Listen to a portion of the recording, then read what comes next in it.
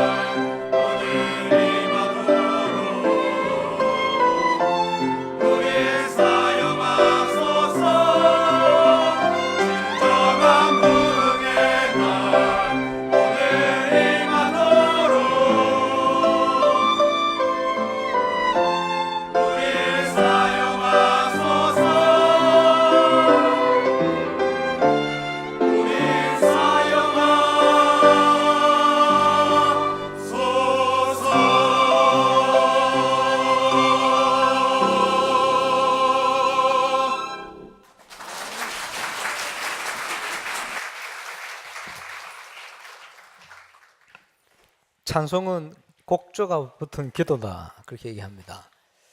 우리 렘넌트들이 찬송 또 기도 제목대로 교회다운 교회 회복의 응답을 꼭 주실 줄 믿습니다. 오늘 찬양 드리면서 우리 렘넌트들이 기도한 거예요. 오래전에는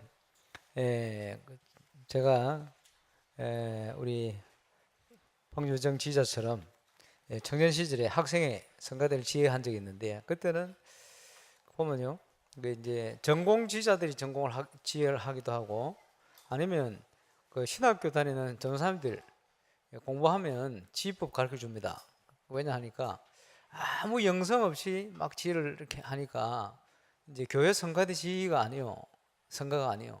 그래서 이 문제를 어떻게 해결하냐 고민하다가 마침 믿음 있는 전공자들이 나타나서 지휘를 하면 참 좋은데, 그렇지 않을 경우에는 성가대 안 할 수도 없고 굉장히 어려움이 영적으로 오는 겁니다. 그래서 아예 신학교에서 그걸 가르쳐서 교육자가 어느 정도 영성을 가지고 교회 성가대 지휘를 맡게 되는 이런 경우가 참 많이 있었어요. 그러다 보니까 비전공을 하고 이렇게 지휘를 하다 보니까 굉장히 장점도 있는데 단점이 많아요.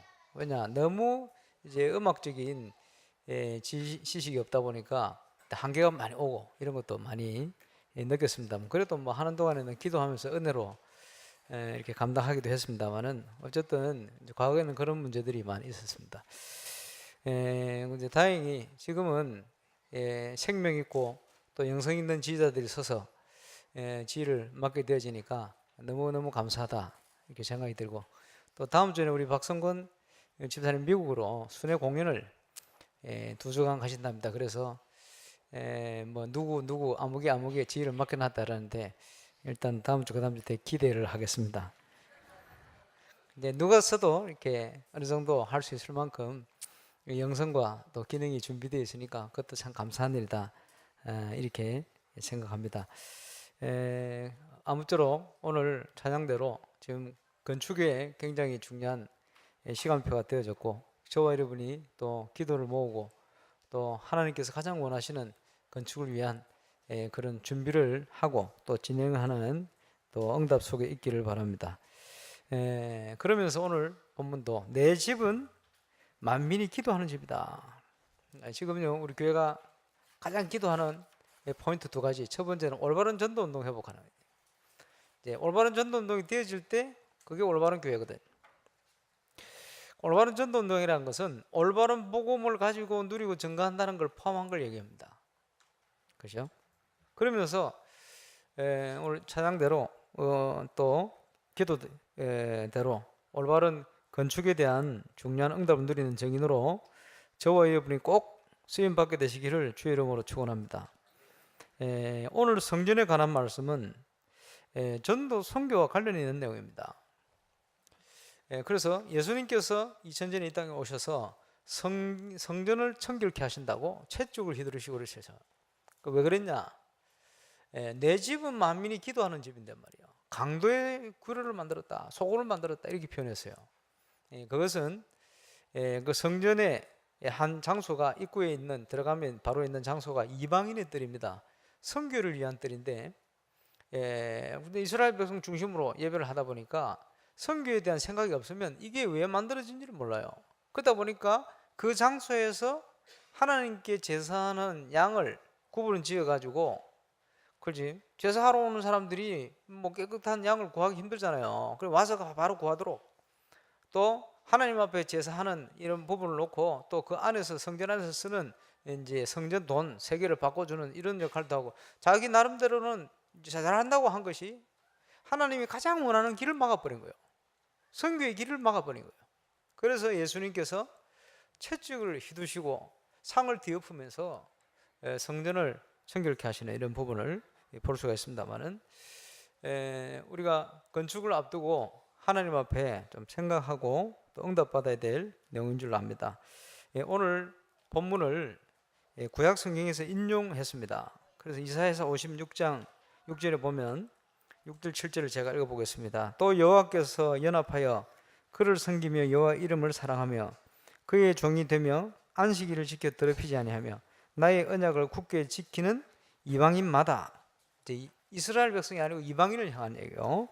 내가 곧 그들을 나의 성산으로 인도하여 기도하는 내 집에서 그들을 기쁘게 할 것이며 그들의 번제와 희생을 나의 제단에서 기꺼이 받게 되리니 이는 내 집은 만민이 기도하는 집이라 일컬음이 될 것임이라. 무슨 말입니까? 이스라엘 백성, 이스라엘 사람들만 선민이 아니고 누구든지 하나님 앞에 부름받은 이방인도 하나님 앞에 와서 예배할 수 있고 하나님의 자녀 되는 축복을 누릴 수 있다. 거기에 대한 말씀을 한 거예요. 선교에 대한 얘기죠. 그래서 내 집은 만민이 기도하는 집이라. 많은 사람들이 하나님을 모르니까 우상을 섬깁니다. 제가 자주 얘기했습니다마는 사람들이요 하나님을 모르니까 귀신하고 대화를 해요. 또 귀신의 도움을 받습니다. 실제로 네피림 시대다 한 말이 그냥 나온 얘기가 아니에요. 지금도 똑같습니다. 구체적으로 들어가 보면요. 그리고 전 세계적으로 위기를 당하고 어려움을 당하니까 이제 뭘 합니까? 명상이 답인가 싶어서 명상에 빠져들기도 하고요.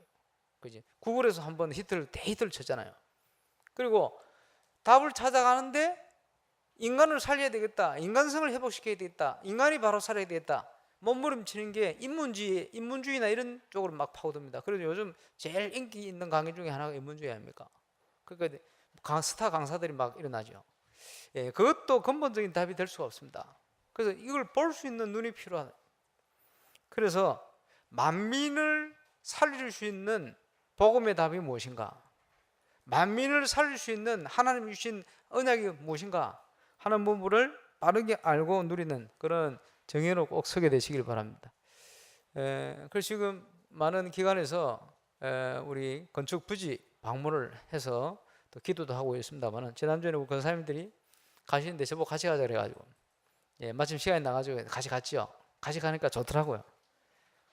뭐 차도 제가 운전 안 하고 다 운전에 태워주고 이제 밥도 사주시고 그것도 맛있는 거 사주시고 그래 먹고 가서 기도하고 왔습니다만은 몇 분이 그러신 얘기를 하시더라고요. 이제 한 번 온 게 아니고 두 번, 세 번 왔는데 부지가 땅이 어떻다 이 보고 가니까 크게 마음에 안 한다는 거예요. 그래서 제가 쭉 부족하지만 설명을 쭉 해드렸더니 이제 진짜 마음에 와닿는 거예요. 목사님 같이 오는 게 좋다고. 그래서 왜 무엇이 어떻게 진행되고 있고 어떻게 기도해야 되겠다 이게 구체적이라 너무 좋다고. 저도 그 얘기를 딱 들으니까 내가 가이드가 됐구나. 그래서 가이드 자주 해야 되겠다 이런 생각이 들었어요.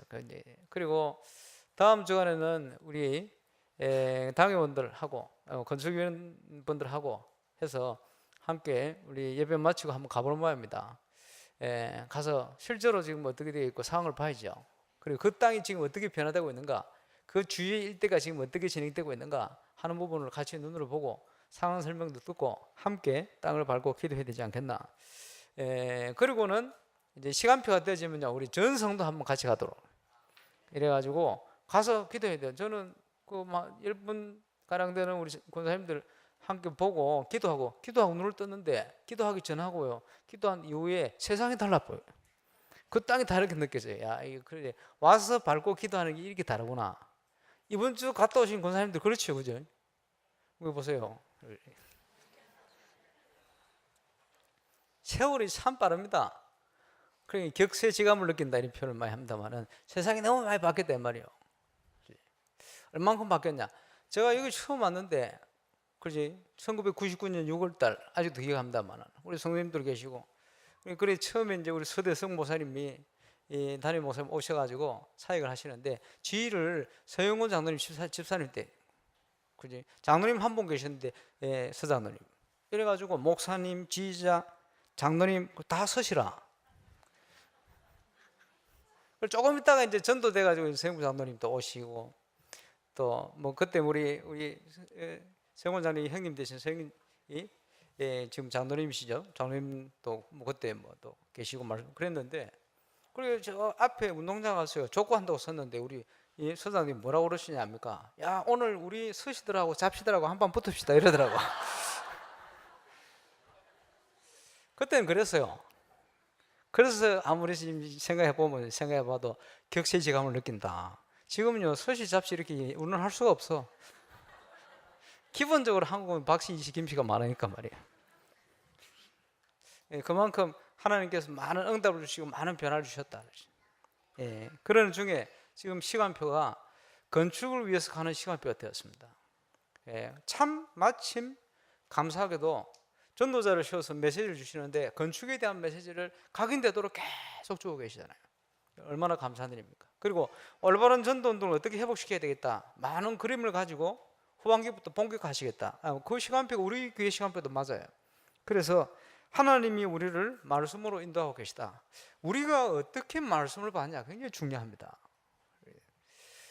하나님의 말씀은 그대로 정확하게 성취되어지고 또 응답되어지기 때문에 문제는 저와 여러분이 이 말씀을 어떻게 붙느냐, 저와 여러분이 어떻게 예배 축복소를 들어가느냐, 이것이 중요합니다. 300지교회를 이루는 중요한 은혜 속에 정인으로 서서 승리하게 되시길 바랍니다. 우리가 받은 축복 뭡니까? 구원. 이거는 모든 것입니다. 그렇죠? 이 축복을 우리가 어떻게 알고 누리느냐 중요해요. 그래서 지난주 이번 주 이어서 계속해서 우리 여 목사님께서 칼빈주의 오대 교리에 대해서 쭉 말씀하세요. 왜냐, 성경에 보니까 우리에게 주신 구원이 이렇게 완벽하다는 거예요. 이 칼빈주의 오대 교리가 어디서 나왔냐 이렇게 봤더니 여러 가지 이제 배경이 있겠습니다만은, 여러분 우리가 위근호 영상을 안 봤습니까? 위근호를 통해 가지고 영국으로 또 한때 네덜란드로 제일 많이 건너갔거든요. 위근호가. 그러니까 이 위근호 신앙이 칼빈주의 신앙이거든요. 그래서 칼빈의 제자 중에 아주 대표적인 제자 하나가 존 낙스인데, 낙스가 스코틀랜드를 가가지고 스코틀랜드 전역을 변화시켜 버렸어요. 얼만큼 기도를 했냐? 하나님, 이 스코틀랜드를 내게 주옵소서. 아니면 제 생명을 걷어가 주십시오. 나는 사는 이유가 전도입니다. 나는 사는 이유가 이 스코틀랜드입니다. 그래서 그 영국 여왕이 말이요, 존 낙스 기도를 옆에서 듣고는, 이 존 낙스의 기도는 100만 대군의 말 발굽 소리보다 더 우렁차구나. 하나님께서 그 시대에 스코틀랜드를 바꿔버렸어요. 그래서 시작된 것이 장로교회입니다. 그 뿌리는 칼빈에게 있어요. 그리고 한편으로 그 응답을 누렸던 위근호들이 프랑스를 중심으로 해서 핍박을 통해서 흩어져서 갔는데, 어찌 보면 생명건 이주요, 지금처럼 막 알고 상황을 알고 다는 이런 이주가 아니고, 그지? 어찌 보면 가다가 죽을 수도 있고 가서도 핍박당하고 죽을 수도 있고 위급한 상황인데, 여기서 이제 신앙을 지키기 위해서 간 곳이 제일 많이 간 곳이 한 40% 갔다 납니까? 네덜란드로 간 거예요. 그래서 17세기에 네덜란드가 이 사람들이 와서 발전되기 시작하면서 초강대국으로 이제 그 작은 나라가요, 환경 좋지 않은 그 나라가요 일어났는데, 그게 17세기입니다. 그 중요하죠. 그때 이제 이 네덜란드 정부 자체가 아주 복음적인 국가가 되어버렸어요. 그리고 신학도 발전이 되어지고 여러 가지 경제적으로 발전되어지고 전 세계 이름이 있을 만큼 일어났는데, 이제 보이지 않는 가운데 이제 흑암이 그냥 있을 수가 없죠. 이래가지고 그 안에서 많은 문제들이 일어납니다. 그래서 네덜란드 정부에 관리했던 그룬 헤르트라는 사람이 책을 하나 써요. 뭔 책을 썼냐? 많은 사람들이 기본적으로 고백하던 신앙 고백, 그 시대의 대표적인 하이델베르그 소유리 문답, 쉽게 얘기하면 칼빈주의를 비판한 거예요. 비판하는 책을 써가지고 네덜란드 정부에다가 자기가 정부 관료니까 헌정을 한 거예요. 그래서 그 네덜란드 정부가 기독교 국가인데, 완전 기독교 국가입니다 그때는. 이래가지고 그 사람들이 헌정서를 가지고 신학자들한테 이걸 좀 연구를 해봐라 줬는데 답이 나질 않아요. 이러고 있다가 이제 이걸 누구한테 맡겼냐니까 알미니우스라는 사람한테 맡겨요.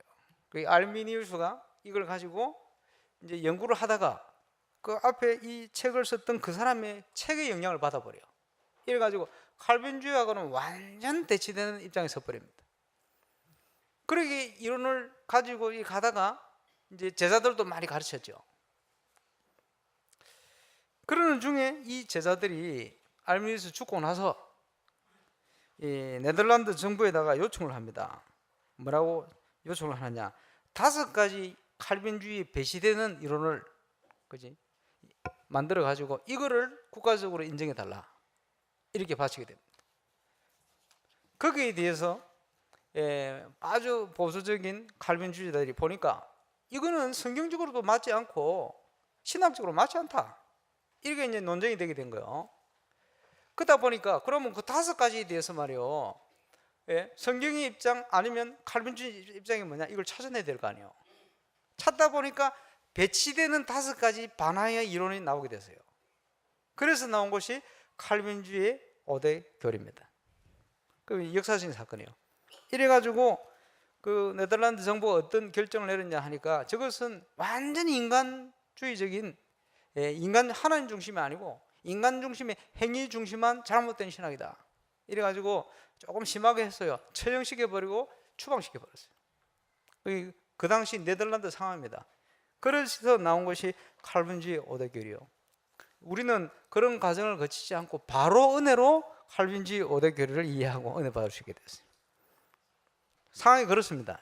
그러면 이 사람들이요, 뭘 끄집어내느냐? 알미니우스의 5가지 조항. 그래서 이 사람들을 항론파다, 반하여 일어난 파다, 이렇게 얘기를 합니다.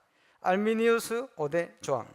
첫 번째, 칼빈주의에서는 인간의 전적 부패다 이렇게 얘기하는데, 알미니우스 쪽에서는 뭐라고 해요? 부분적 타락이다. 조금 남아있다, 이런 얘기죠. 인간은 완전 타락하지 않았다.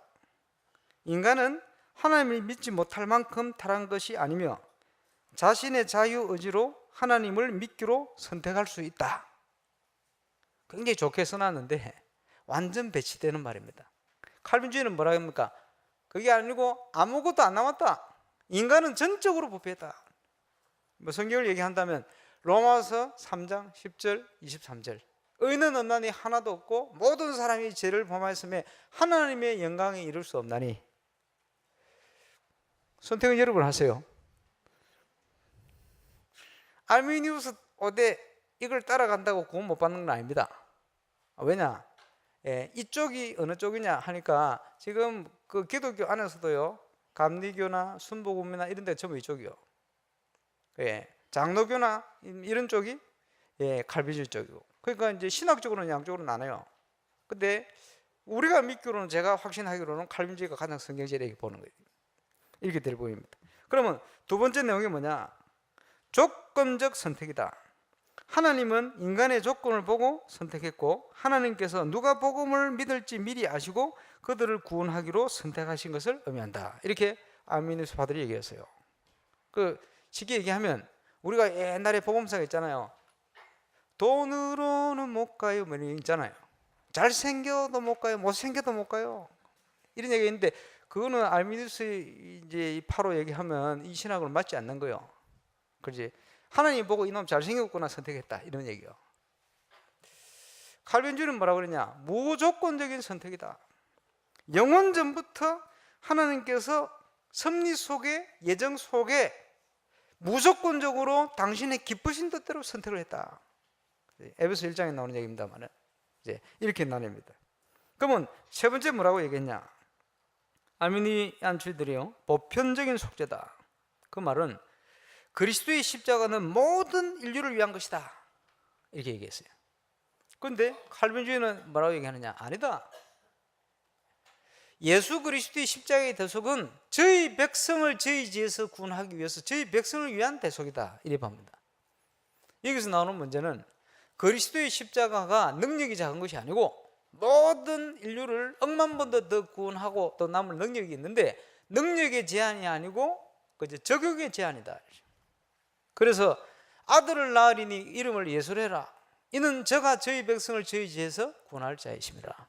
예수님이 오신 것은 당신의 백성을 위해서 죽기 위해 오신 거예요.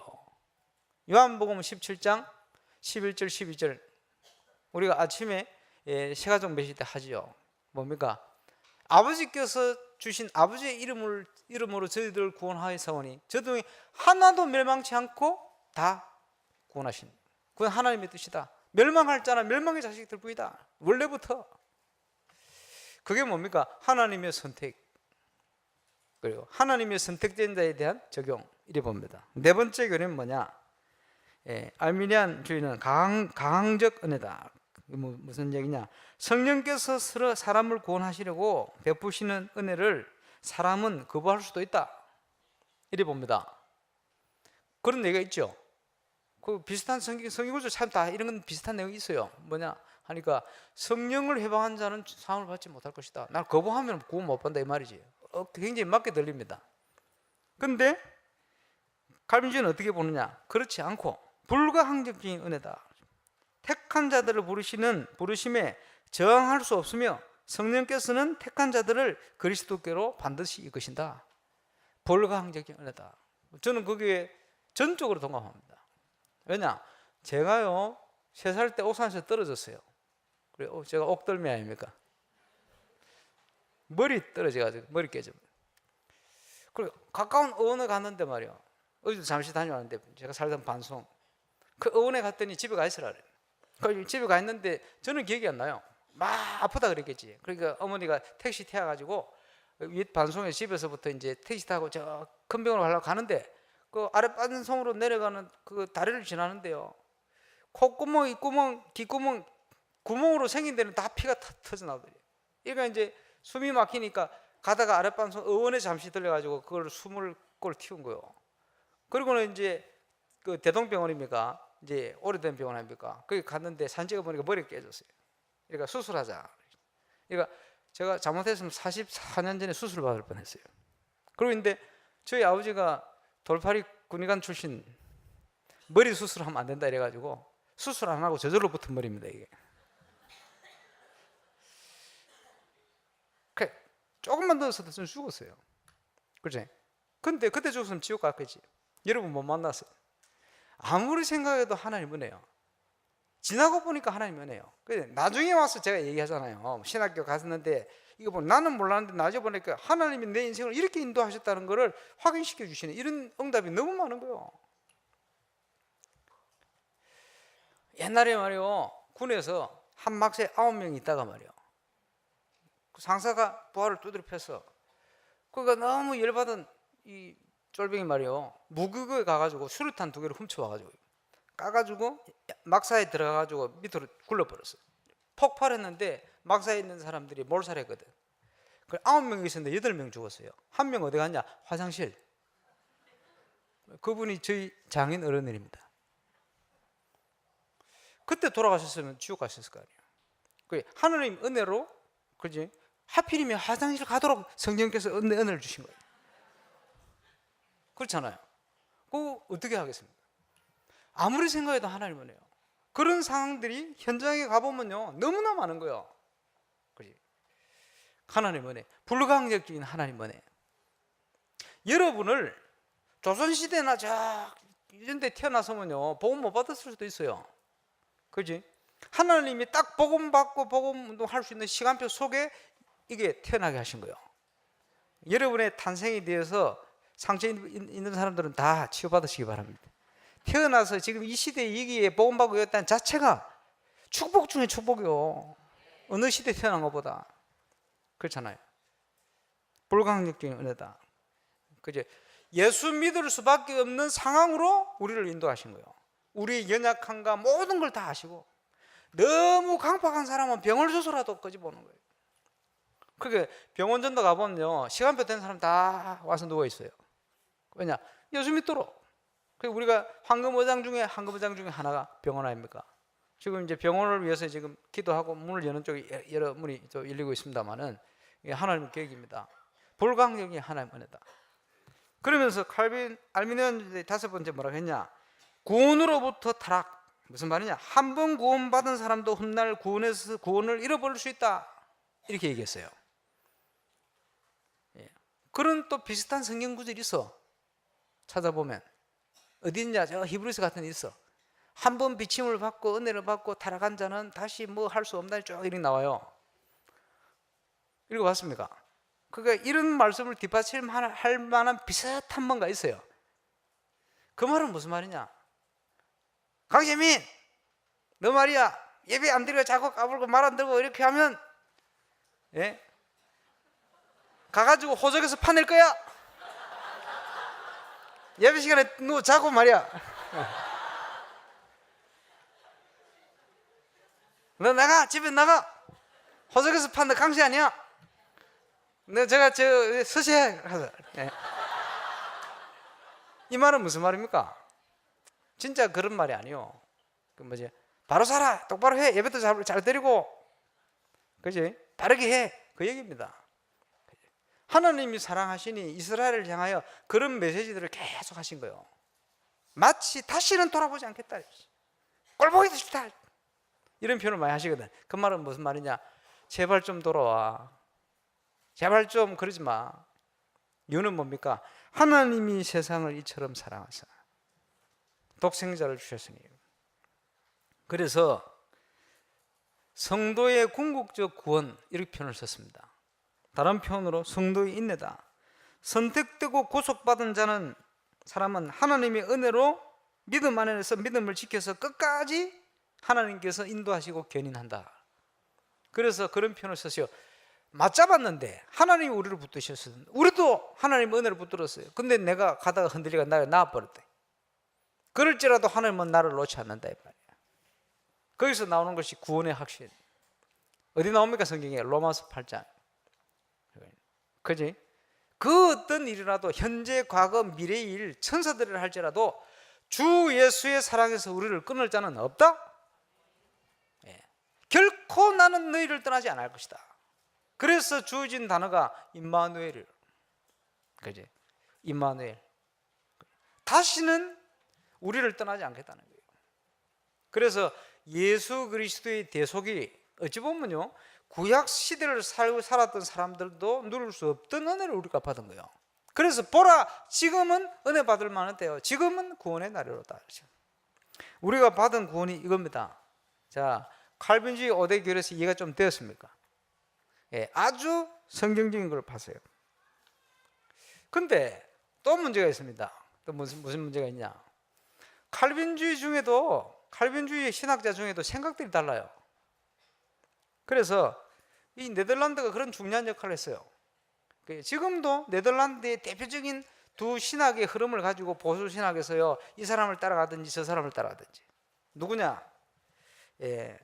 18세기 신학자 아브라함 카이퍼라는 사람이 있어요. 나중에 찾아보면 나올 거예요. 쳐보면 나옵니다. 그리고 같은 시대에 일어났던 헤르만 바벤크라는 사람이 있어요.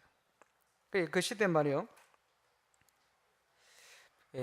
벤자민 워필드라는 미국의 신학자와 함께, 네덜란드 이 두 신학자가 세계 3대 칼빈주의 신학자입니다. 유명해요. 근데 아브라함 카이퍼하고 헤르만 바빙크가 똑같은 보수주의 칼빈주의 신학자인데 생각하는 게 많이 달라요.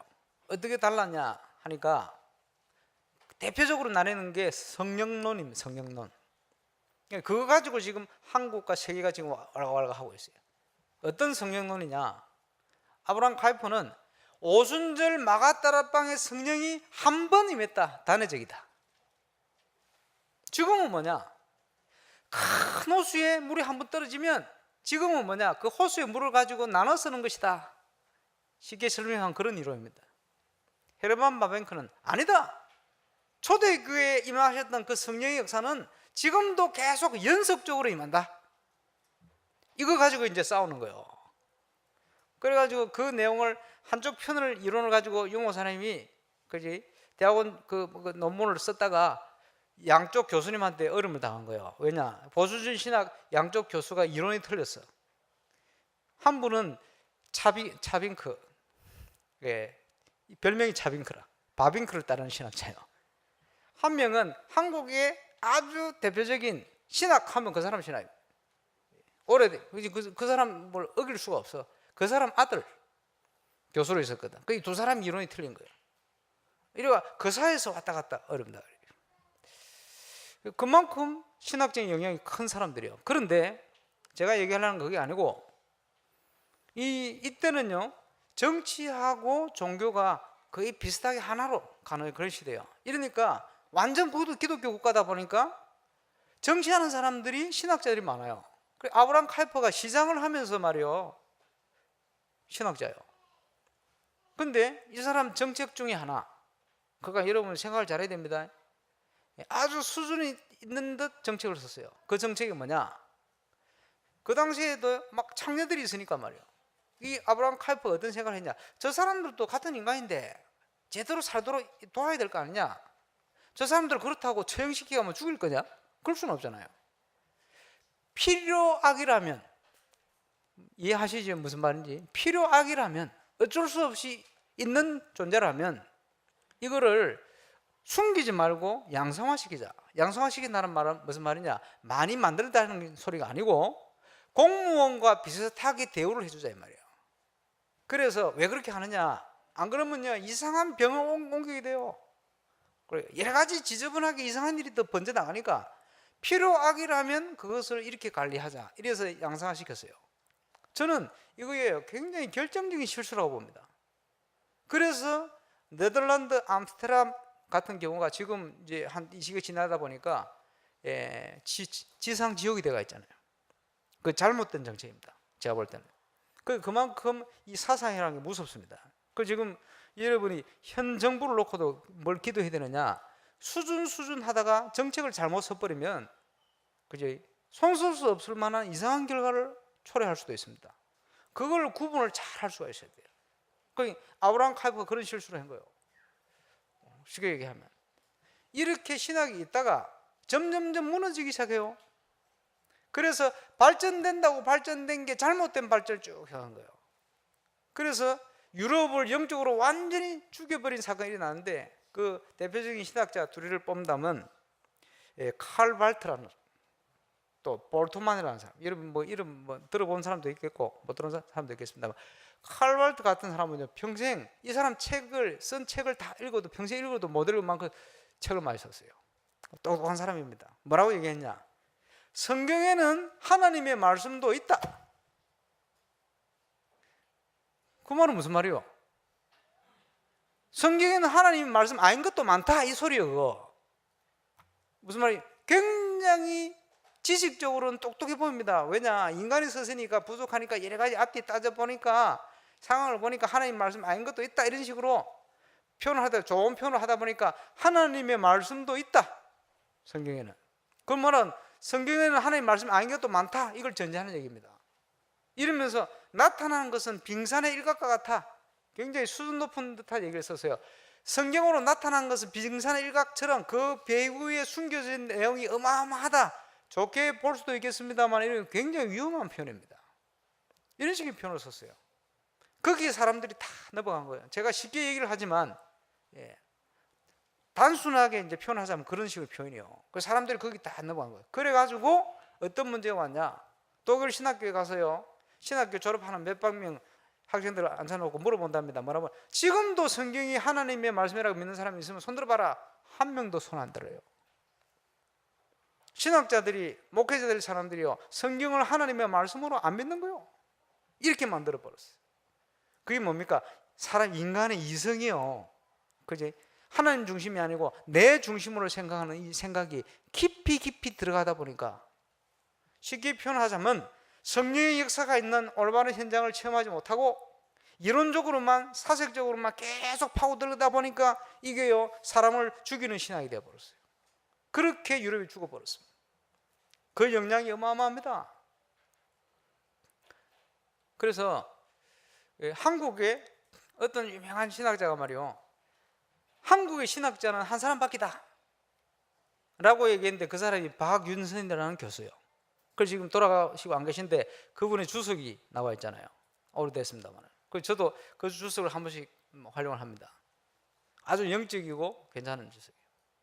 그분의 아주 중요한 이름 있는 수제자가 김의환이라는 교수님인데 이분도 돌아가셨어요. 이분이 아시아연합신학 총장으로 있을 때 벌써 한 20년 됐죠. 유광수 목사님 불렀어요. 15년 전에. 유 목사 지금 전국과 세계의 다락방 전도운동이 성경적인 전도운동으로 확인이 됐다. 한 가지만 주의해라. 성도들 뺏어가지 마라. 이렇게 하시고 이제 가셨는데 아주 양심적인 분입니다. 이분이 미국에 있을 때 책을 썼어요. 뭔 책을 썼냐? 도전받는 보수신학 이런 책을 썼어요. 이게 무슨 말이냐? 미국에요 아주 괜찮은 신학자들이 학교를 세웁니다. 예를 들면 하버드도 옛날에 신학교로 출발했어요. 신학교를 올바로 세워놨는데 이게 학생들 가르치고 있는데 여기에 아주 인간적인 자유주의 신학자들이 들어와요. 미국은 자유한 학교니까 자기 뭐 박사학위 가지고 오면 들어오죠. 와가지고 문서를 통해서 제자들이 이 신학자들에게 신학 배우는 학생들에게 문서 사역을 통해서 확 퍼져버립니다. 이러면 얘들이 거기 물들어 버려요. 이래가지고 보수 올바른 이제 이 정상적인 신학자들이 발을 디딜 수 있는 공간이 없어져 버려요. 이러면 어떻게 해야 되느냐? 학교를 떠나야 돼요. 그러면 그 학교는 완전 자유주의 신학교로 바뀌어버립니다. 이래가지고 옮겨가지고 신학자들이 모여가지고 또 좋은 신학교를 하나 세워요. 이래가지고 좀 힘있게 쫙 이렇게 확산돼 가려 하면 또 자유주의 신학자들이 딱 들어와서 또 이러고 쉽게 얘기하면 불신앙 퍼뜨리는 거예요. 그러면 인간 중심으로 은혜를 못 받은 사람이 보면요, 그런 이론들이 다 맞게 들리거든. 이러면요 또 발 디딜 수 있는 터전이 없어져 버려요. 그러면 또 옮겨가요. 이런 식입니다. 뭐가 같습니까? 여인의 후손이 뱀의 머리를 상하게 할 것이다. 그 말은 뱀이요 여인의 발꿈치를 물라고 자꾸 쫓아다니는 거예요. 그 도망다니다 머리를 밟죠. 도망다니는 역사였죠. 보면 숨겨져서 흩어졌어. 이래가지고 흩어져서 가다 보니까 이 신학교들이 올바른 신학하는 교수 중심으로 이름 있게 일어나기 시작했어요. 그나마 명맥을 유지하면서 이름 있는 신학자로 남은 신학 웨스트민스터, 그지? 프리스톤, 그 남아 공화국의 신학교라든지, 이런 데가 이제 남아 있는 보수적인 신학교입니다. 이런 식으로 지금 흘러왔어요. 근데 지금 시대가요 급변하면서 너무 인간 중심의 인간적인 사고가 확산되다 보니까 그 배우가 뭐냐? 창세기 3장, 6장, 12장이에요. 그러니까 세상은 어두워지고 무너지고 교회가 세워졌는데 올바른 신학과 세상 살리는 복음적인 내용을 회복하지 못한 목사들이 계속 배출되니까 어떻게 되십니까? 세상은 어두워지고 점점 죽어가게 되죠. 이런 상황이 초래된 겁니다. 그럼 여러분 어떻게 생각합니까? 나 중심으로 내가 신앙생활을 한다. 그거는 맞지 않습니다. 나를 창조하신 하나님 중심으로 모든 걸 해보시오. 그럼 나도 모르게 내 중심이 많아요. 그죠? 결국은 되는 것처럼 그게 되는 게 아닙니다. 구원은 하나님의 은혜입니다.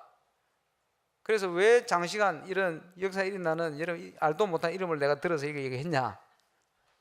흐름이 똑같잖아요. 그러니까 역사적으로 계속 이 두 가지 흐름이 싸우는 거예요. 하나님 중심이냐, 인간 중심이냐, 행위 중심이냐, 은혜 중심이냐. 그지? 잘못하면요, 우리가 그렇게 갈 수 있어요. 주의할 거 하나 있어요. 그게 뭐냐? 하나님께서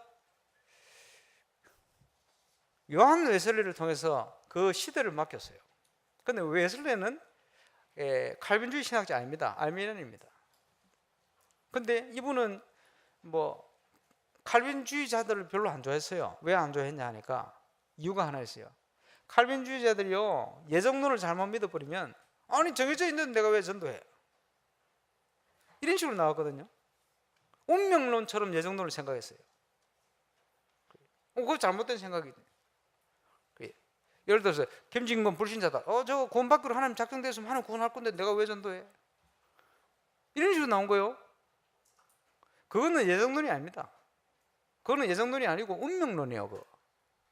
이렇게 잘못된 운명론처럼 신앙을 가지고 있으니 이걸 싫어한 거예요. 전도해야 되는데 말이에요. 그래서 하나님께서 오히려 조나단 위필드라는 사람이 칼빈주의자요. 웨슬리가 가서 실패한 현장 가서 대중 집회나 이런 걸 다 성공했던 대단한 전도자입니다만은 하나님께서는 신학이 바른 그 사람에게 시대를 맡기지 않고 웨슬리에게 맡겼어요. 이유는 그지? 웨슬리는 전도하는 전도자입니다. 그래서 그거 하나는 주의해야 됩니다. 신학을 잘못 알고 있다. 그래서 구원 못 받는 게 아니고 천국을 가면 예수 믿는 사람만 와 있어요. 그렇지? 이렇든 저렇든. 거기다가 우리가 올바른 신학을 가지고 올바른 그런 배경을 가지고 성경적인 배경을 가지고 바르게 전도한다. 그거는 더 좋은 것이. 그렇게 생각합니다.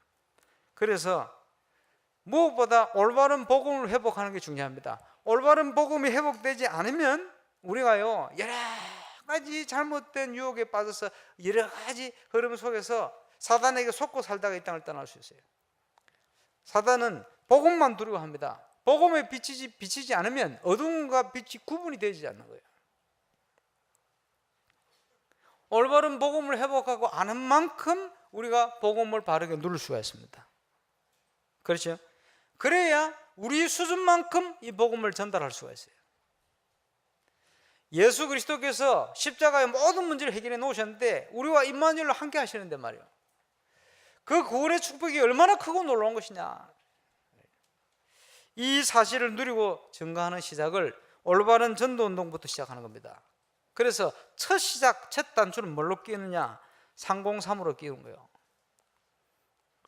전도대상 기록 안 하는 사람들 회개하는 마음으로 전도대상 30명 기록하세요. 기록하는데 첫 번째 이름을 뭘로 가시느냐? 제일 저 사람은 복음 받기 힘들다, 그 사람부터 이름을 적어보세요. 구원하고 안 하고는 하나님 손에 달렸습니다. 그러니까 우리가 하는 거, 우리는 기도하면 돼요. 오히려 강팍한 사람이 먼저 무너질 수도 있습니다. 믿고 기도 시작하는 거예요. 대학생들 전도하러 가면요, 전도 보내다 보면 옛날에 딱 가가지고 우리 학과 여기는 안 돼. 왜? 내가 평소에 어떻게 사는지 이것들이 다 아니까 안 돼. 돌아. 저 수위 내가 술 먹고 지나간 건 늘 봤는데 안 돼. 이런 식으로 가거든요. 나를 증거하는 게 아닙니다. 나는 부족한데, 그지? 이 부족한 나를 구원하신 그분을 얘기하는 거거든. 그래서요, 아무리 나를 엉장망장 헤매는 걸 봐도 그 사람 복음 받을 수 있어요. 그렇죠? 옛날에 그런 사건이 일어났잖아요. 처음에 막 팀사역 하고 일어날 때 영도에 갔는데 팀 나눠서 가는데 막 현장을 간다고 전도로 갔는데 학교 딱 보고 문으로 딱 갔는데 수위가 막아서 못 들어갔어. 벌써 10몇 년 됐죠. 그래가지고 어쨌든 들어가려고요. 수위 모르게 담을 넘다 걸렸어. 딱 넘는데 수위가 와서 딱 붙어있어. 그래가 쫓겨나고. 그 다음에 오해 가가지고 다른 담을 넘는데 수위가 그것도 와 있어. 또 걸렸어요. 3번 시도하다가 3번 다 담 넘다 걸렸어요. 다른 담을 넘었는데 그거 딱 시간표 따라와 있어요. 그래 와가지고 포럼하고 기도하는데 왜 하필이면 넘는 데마다 수위가 와 있겠냐. 담 넘다 걸려놓으면 얼마나 쪽팔리고, 그렇죠? 인간적으로 그 말 듣겠습니까? 아닙니다. 그 다음날 갔더니 수위가 복음을 받았어요. 그 진작에 수위부터 복음 전하면 될 건데 담을 괜히 넘어가지고 생고생만 하고 말이에요. 옛날에 우리 해운대 교회에 있는 우리 김대영 목사님 말이요. 예? 그 이제 한참 이제 저하고 이제 캠프에 눈이 열리니까 막 응답이 오니까요. 그때 예원교회 대학부 자기가 신방을 막 한 거예요. 신방하는데 저 천안에 집이 있는 대학생이 말이야. 예, 그 천안 있다고 이제 방문을 간 거예요. 갔는데 그 학생이 말이야. 목사님, 그 지금 여기 천안 캠프 하고 이제 식사를 갈 텐데 저희 할머니 계신 그쪽으로 갈 텐데 혹시나 할머니 만나면 전도할 생각하지 마세요. 절대 복음 받을 사람이 아니라는 거예요. 분이 아니라는 거예요. 왜? 그랬더니 아니 바로 옆집에 할아버지 한 분이 사셨는데 이분이 말이요 아들이 목사라. 그 목사인데 어떤 사건이 났냐 하니까 이제 할아버지는 예수 안 믿으니까 제사를 지내는데 목사는 그 우상숭배니까 안 되잖아요.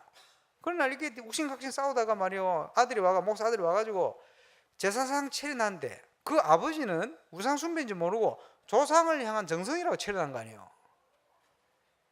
이제 목사 장남인 것 같은데 와가지고요 그 상을 뒤집어 엎어버린 거예요. 아버지 우상숭배 하면 안 된다 뒤집어 엎어버렸어.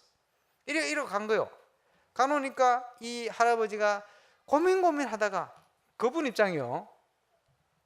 안 그래도 아들이 목사 돼서 조상 볼 면목이 없는데 가다 이 사건까지 벌어지니까 이분이요 너무 자기 생각에 조상이 아닌데 그 조상들에게 죄송하다 이런 생각이 드는 거예요. 너무 심하게 그 묶여 있다 보니까 자살해 버렸어요. 그 목사가 아버지 자살시킨 거예요. 그렇지? 왜 그렇습니까? 불신자는요 우상숭배 할 수밖에 없어요. 복음을 전해야지 왜 상을 뒤집어 엎습니까? 글쎄 그렇잖아요. 복음을 전해야지. 불신자는 그거 안 하면 재앙 와요. 그러니까 복음이 없으니까 이 땅에 화가 있지. 이 사건이 나니까 마을에 소문난 거예요. 저 집안은 예수 믿어가 망했다고. 이래가지고 소문나는데 바로 옆집 살아 할머니가. 그러니까 자기 할머니 한 달 전인가 그 일이 났대. 그러니까 교회에 대해서 안 그래도 인식 안 좋은데 안 받을 거라며. 안 받았겠습니까? 안 받았으면 제가 지금 이 얘기 하겠습니까? 예수 믿었어요. 복음 받고. 우리는 착각합니다. 그죠? 이 사람 안 될 거야. 저 사람 안 될 거야. 그 대학생들이 보내놓으면 말씀 붙들고요. 말씀 따라 지 생각 따라 다 갑니다. 포럼도 잘합니다. 말 잘하잖아. 막 엮어가지고. 그래 내가 불렀어. 야, 딱 그래. 오늘 뭐 말은 잘하던데 그러지 마. 그러지 말고 말 못해도 괜찮으니까 지금부터 내 말대로 해라. 내일부터는 너희들 생각 딱 반대로 들어가. 안 된다고 생각한 쪽으로 들어가. 너희가 생각하는 그거 놔놓고 너희가 안 된다고 말했던 그것으로만 다 들어가. 이렇게 보냈어요. 거꾸로 들어가봐. 거꾸로 문 다 열잖아요. 그게 뭡니까? 인간적인 생각, 자기 똑똑합니까? 그걸 가지고요 하나님 인도를 다 맡게 돼요. 내 생각은 너희 생각과 달랐어. 하늘이 땅에서 높은 같이 내 생각도 그러하리라. 우리 주님 말씀 아닙니까? 그래서 전도는 하나님의 일입니다. 상공상 기도부터 시작하세요. 그리고 지난주 저희 교육자들 지시했습니다마는 30군데 황금어장을 찾아내라. 찾아내면 어찌합니까? 지금 기도하는 분은 벌써 문막 열려요. 예. 제2 RUTC 장로님 기도하신 대로 7가지 방향을 찾아 준비해라. 왜 준비를 합니까? 응답될 거니까. 문을 여실 거니까. 그리고는 그 안에서 내용은 뭡니까? 지금 현재는 8미션을 성취시키는 팀의 응답을 받는 거예요. 하나님께서 말씀을 통해 우리를 인도하실 거니까 이것을 내일부터 하지 말고 오늘부터 하면 돼요. 전부 안 되는 게 내일 하려고 그래서 그래요. 내일 이러다가요 지금 계속 지나왔잖아요. 20년 지나서 벌써. 내일 하면 되는, 오늘 하면 되는 거를 안 하고 내일 하려다가 20년이 지났다. 그런 식으로 하면 또 20년 또 지나갑니다. 그 한 3번 지나면 천국 가 있어요. 그럼 네 뭐 하다 왔니? 그러니까 내일로 미루다가 왔습니다. 예, 이런 전도 운동의 발판을 가지고 하나님이 기뻐하는 성전 건축. 그래서 지금 이번 달 다 갔습니다만은 하나님이 원하는 것을 찾는 기도 제목 만들어야 돼. 찾아내야 돼. 어떤 예배당, 교회당을 원하시는 거예요. 그리고 하나님이 인도를 따라가면 돼요. 한 주간 한 주간. 제가 이번에 미디어를 만들면서도 그 미디어 팀과 함께 누렸던, 확인했던 게 있습니다. 그게 뭐냐? 참 신기하죠. 하나님께서 원하시는 걸 알고 메시지에 따라 미디어 작업을 해 나가는데 매주간 강단을 통해서 본부 메시지를 통해서 너무 구체적인 내용을 설명하시는 거예요. 목사님이 마치 일러준 것처럼, 마치 미디어를 통해서 메시지를 주는 것처럼. 건축도 마찬가지입니다. 우리가 하나님이 원하는 일을 시간표 맞춰서 시작을 하면 하나님께서는 말씀으로 우리를 인도하시게 되었어요. 그게 성경이고 많은 역사에 있었던 신앙 고백서의 결과입니다. 그래서 그때부터 달라지는 겁니다. 말씀과 예배가 달라지는 거예요. 그래서 우리는 말씀의 인도를 따라가면 되는 거예요. 그리고는 인도 따라가서 부딪히는 문제, 난관, 여러 가지 일 나오면 어떻게 해야 됩니까? 믿음으로 도전을 해야 돼요. 그래서 지난주에는 말씀 나왔지 않습니까? 예. 스룹바벨아, 여호수아야, 강하게 해라. 스스로를 흔들리지 마라. 그렇죠? 사람들이 자꾸 흔들리니까 문제 오면 흔들리는 게 원래 모습이요. 문제가 와봐야 돼요. 그 사람이 진짜 믿고 하는 건지 그렇지 않니? 그래서 하늘과 땅과 바다와 육지를 진동시키는 하나님의 기적이 시작될 겁니다. 그 응답 속에 저와 여러분이 있기를 바랍니다. 그리고는 하나님이 주실 열매를 기대하는 거예요. 마치 디모데후서 2장에 나타나는 농부의 심정과 같이 많은 렘넌트들이 그렇지 복음의 각인 속에 뿌리 체질되지는 속에 시대 살릴 준비를 하면서 일어나는 예배당과 교회 현장을 기대해요. 많은 현대인들이 치유되어지고 회복되는 응답을 보고 또 237개국의 우리 선교사님들 제자들이 몰려와서 휴식하고 훈련받고 준비하고 세계를 향해 갈 수 있게끔 미래를 기도하는 이런 응답을 우리가 받아야 합니다. 그래서 나중의 영광이 과거에 받던 그 성전의 영광보다 크리라. 참 실제가 되시는 그리스도께서 오셔서 그림자로 보여졌던 많은 과거의 성전의 영광, 비교할 수 없는 어마어마한 하나님의 큰 영광 나타내는 응답을 주실 것입니다. 이전에 없었던 울산의 영적인 참 부흥의 역사를 하나님이 주실 것입니다. 그 응답을 누리는 정인으로 서게 되시길 바랍니다. 결론입니다. 하나님 안에서 나의 시작을 시작하시고, 첫 번째 제안, 네 물질이 있는 곳에 네 마음이 있구나. 그게 뭡니까? 헌금에 대한 결단. 뭐 일부에 나오시는 분들 있습니다만 2부에 나오는 분들은 기본적으로 11조 여기는 여러분이 응답으로 누려야 됩니다. 그거는 헌금이기 이전에 신앙의 가장 기본이 되는 거예요. 어떻게 기도해야 되느냐?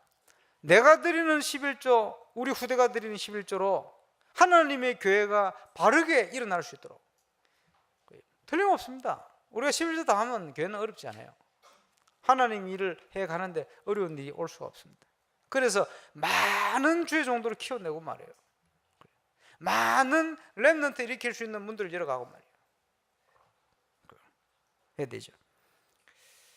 기도하시기 바랍니다. 하나님과의 이면 계약. 몇 번 우리가 간증 들었잖아요. 김광일 장로님 비롯해서 부산에 갑부로 계시던 옛날 김일성 씨 사촌, 왜 갑부로 하나님 응답을 주셨냐 봤더니 이분이 돈 벌기 전부터 뭐 했냐, 그제 선교를 위해서 기도해요. 미자리 교회를 위해서 기도하는데 수첩을 적어놨어요. 그거 들켜서 보여진 거예요. 숨겨놓고 하는 거예요. 하나님 앞에서 교회를 기도하고 위해서 기도하고 교회를 돕는 거예요. 그게 뭡니까? 하나님과의 이면계약입니다. 다른 사람이 알지 못하는 비밀스러운 하나님과 나와의 믿음. 그거 필요합니다. 사업하시는 분들 그거 하시기 바랍니다. 그럼 뭐합니까? 건축에 관한 거예요. 비전을 가지면서 건축. 그죠? 우리 렘넌트를 어떻게 키울 것이다. 제가 구상들이 쭉 나옵니다. 메시지들은 나와요.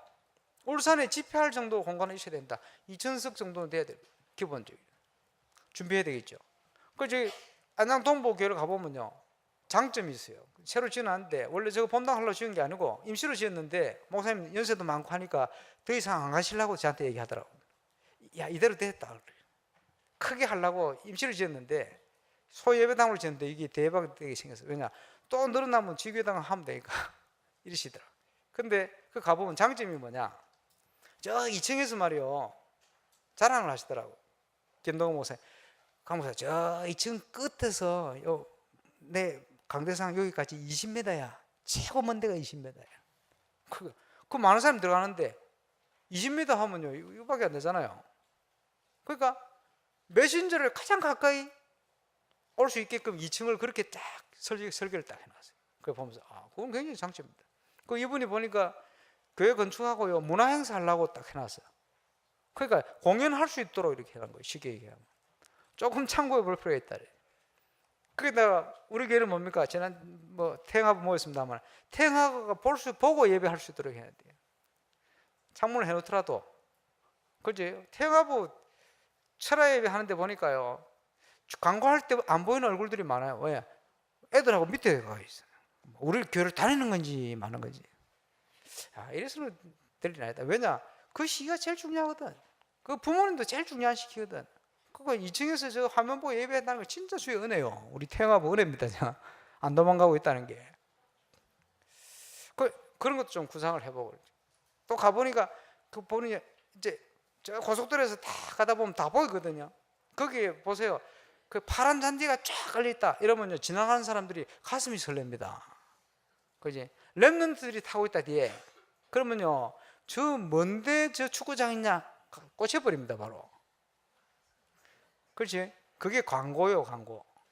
그러니까 처음부터 내가 해야 돼. 쫙 만들어 놓고 제대로 매일 해야 되니까. 거기다가요, 그 우리 정찬모장님 저 영천에다가 태양열 그거 하셨잖아요. 지별판. 그 갈수록 지금 소재도 좋아지고 싸지고 이렇게 한다네요. 얼마나 감사합니까? 우리 교회 하면요 옥상에다 그거 만들어야 돼.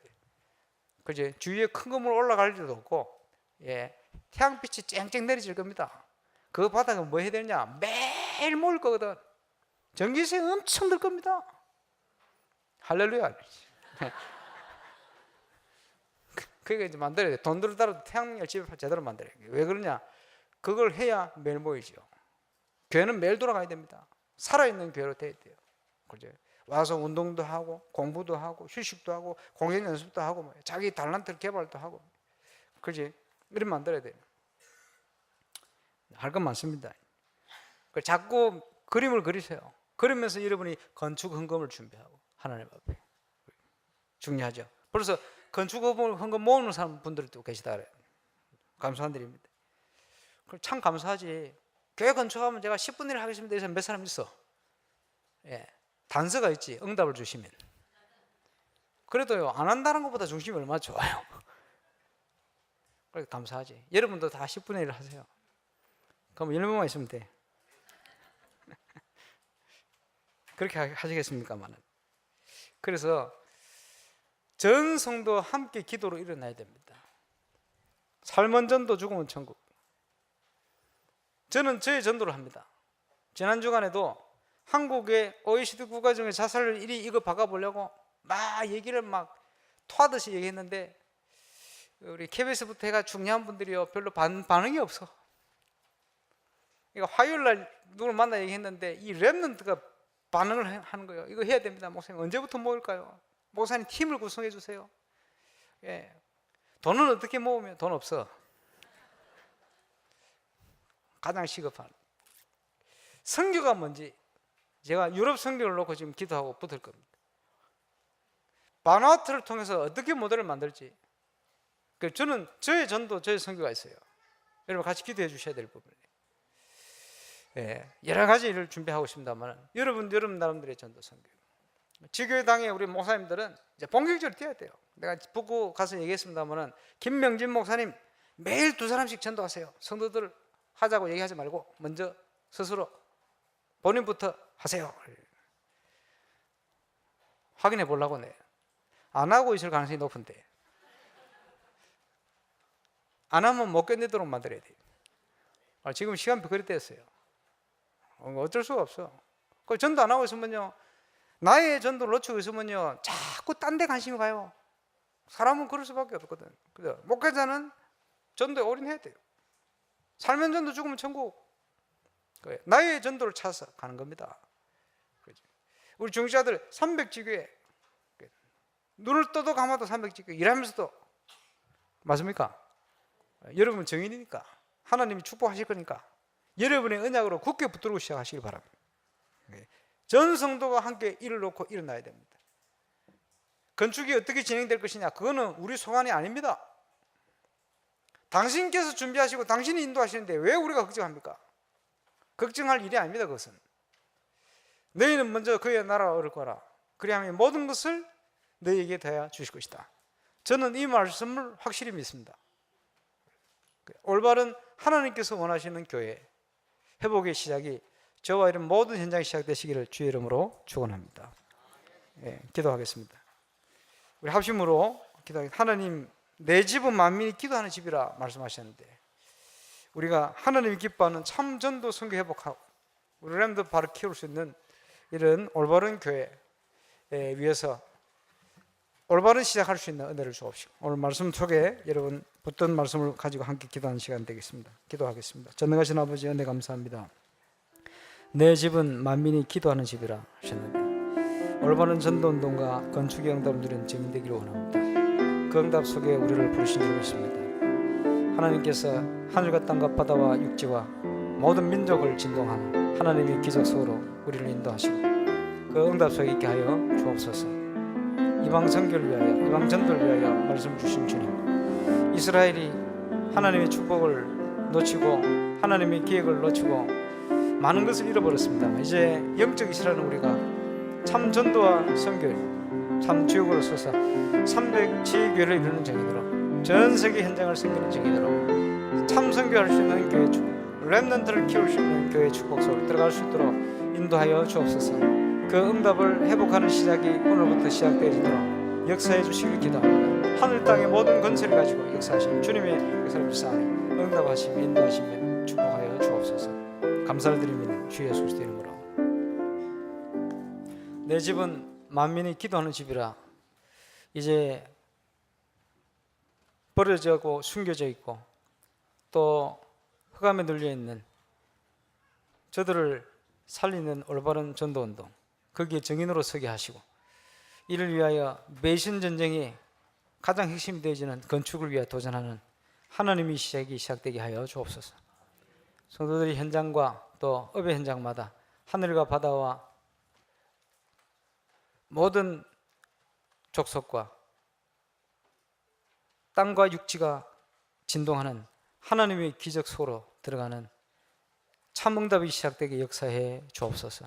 우리 지교회들도 함께 그 응답을 누릴 수 있도록 올바른 전동의 운동의 참된 모델로 일어날 수 있도록 주께서 역사하여 주옵소서. 감사를 드리며 예수님 이름으로 기도합니다.